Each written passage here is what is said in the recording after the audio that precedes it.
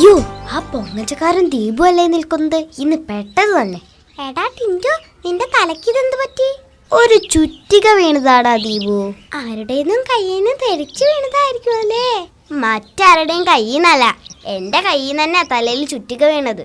അതെങ്ങനെയാണടാ ടിൻറ്റു? നീ ചുറ്റിക മുകളിലോട്ട് എറിഞ്ഞു കളിച്ചോ? ഏയ്, ഞാനൊരു ആണി അടിച്ചപ്പോ എന്റെ തലയിൽ ചുറ്റിക വീണു. അയ്യോ അയ്യോ, നീ പറയുന്നതൊന്നും എനിക്ക് മനസ്സിലാക്കുന്നില്ല ടിൻറ്റു. തൽക്കാലം നീ അത്രയും മനസ്സിലാക്കിയാ മതി. ഞാൻ പോട്ടെ, എനിക്കല്പം തിരക്കുണ്ട് ദീപു.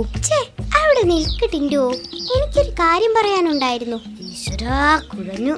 എന്നെ വധിച്ചത് തന്നെ. കഴിഞ്ഞ ദിവസം എന്റെ തലയും ഇതുപോലൊന്നും മുറിഞ്ഞടാ. കട്ടിലിൽ ഇടിച്ചതായിരിക്കും.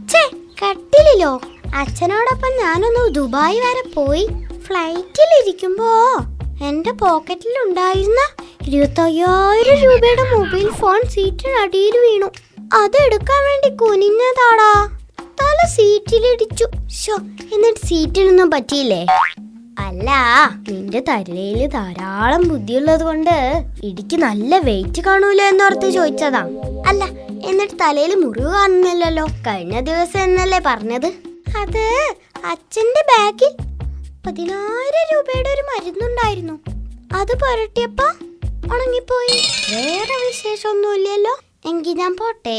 എടാ, മറ്റൊരു കാര്യം പറയാനുണ്ട്. ദുബായ് കണ്ടുപിടിച്ചത് നിന്റെ അച്ഛനാണെന്നല്ലേ? അത് നീ കഴിഞ്ഞ ആഴ്ച പറഞ്ഞതാ. അതല്ല ടിൻറ്റു. ഓ, നിന്റെ അച്ഛന് 13 കപ്പലുണ്ടെന്ന കാര്യം അതും പറഞ്ഞതാ. അതൊന്നും അല്ല, ഇതൊരു സഹായത്തിനാ. അതെ, എന്റെ പേഴ്സിൽ ഒരു 4,000 രൂപ കാണും. പക്ഷെ എടുക്കാൻ മറന്നു. നീ ഒരു 10 രൂപ കടം തരണം.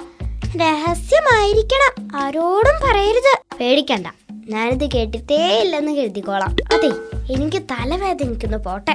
എന്നിട്ട് തല മുറിഞ്ഞതെങ്ങനെ നീ പറഞ്ഞില്ലല്ലോ? വല്ല സൈക്കിൾ പിടിച്ചതാവും, അല്ലെങ്കിൽ റോഡിൽ വീണ് കാണും. അമ്പടാ, എന്നെ അങ്ങനെ കൊച്ചാക്കല്ലേ. അതെ, എന്റെ വീടിന്റെ ഏറ്റവും മുകളിലത്തെ നിലയിൽ നിന്ന് ഞാനൊരു ആണി അടിച്ചതാടാ.